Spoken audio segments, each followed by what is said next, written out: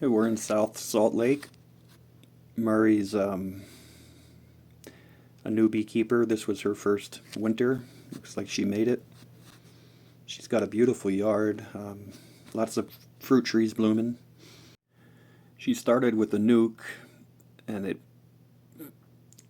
kind of went downhill from the beginning.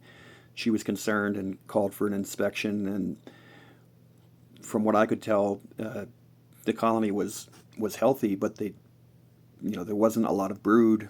Um, there wasn't a lot of bees, but no sign of disease that I could find.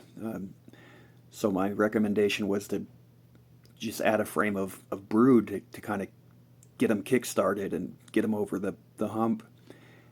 And it seemed to work, and the colony was able to finally start building up in time for winter. Drones are flying. They're not really that good at it.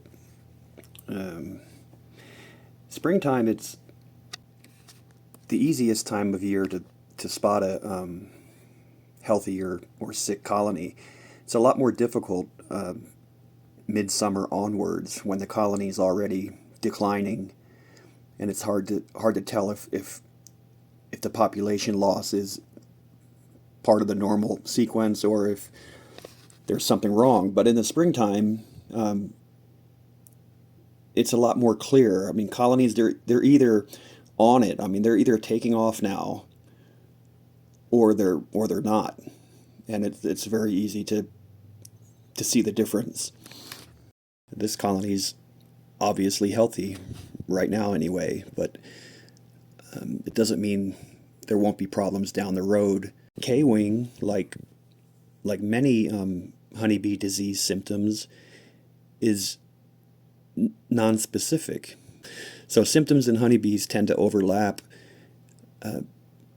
K-wing has been associated with the nosema, black queen cell virus, chronic bee paralysis, tracheomites, and the same can be said for a distended abdomen, non-specific, but it does help to start narrowing it down. And then finally, in the case of hairless black appearance, almost exclusively associated with chronic paralysis.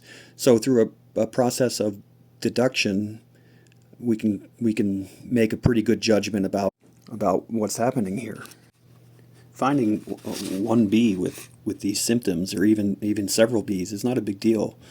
It's not an issue, and there's not anything that has to be done in this case. But it is a fairly common disease. It does have potential to be a serious problem. The stats for Utah about on par with the national average, 1 out of every 10 hives. This clip is from an inspection last year, not this hive, but it does show you what things start to look like when the disease is widespread in the colony. It's unusual in that most of the time a sick honeybee removes herself from the hive. In the case of paralysis, the bee insists on returning to the hive. The other bees don't let them, or try to stop them anyway. And this is often confused with robbing behavior, because it looks just like it. But these bees are actually members of this colony. These are sisters that are being denied re-entry. Otherwise, this colony looked pretty good. A helpful skill to develop is being able to estimate the colony population. It comes in handy. So it just takes practice. Here's a frame. What do you think? How many bees here? So before this inspection, Murray did a accelerated drop.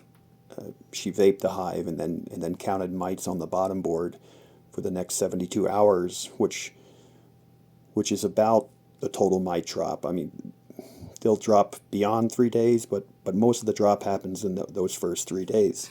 And then since oxalic acid vapor is expected to kill almost all of the phoretic mites, 95% of them, that's basically our phoretic mite population. To be conservative, we'll just double the mite drop and call it 48. And then for the time of year, 80% of the mites are in the brood. So we can divide that 48 by the 20% phoretic population, and we come up with a total mite population of 240. Now, with a good estimate of the colony population, you can just divide these and come up with an infestation. I don't think it's any more difficult than doing a sugar shake, or any less accurate for that matter. But the point is that there is more than one way to estimate the mite infestation.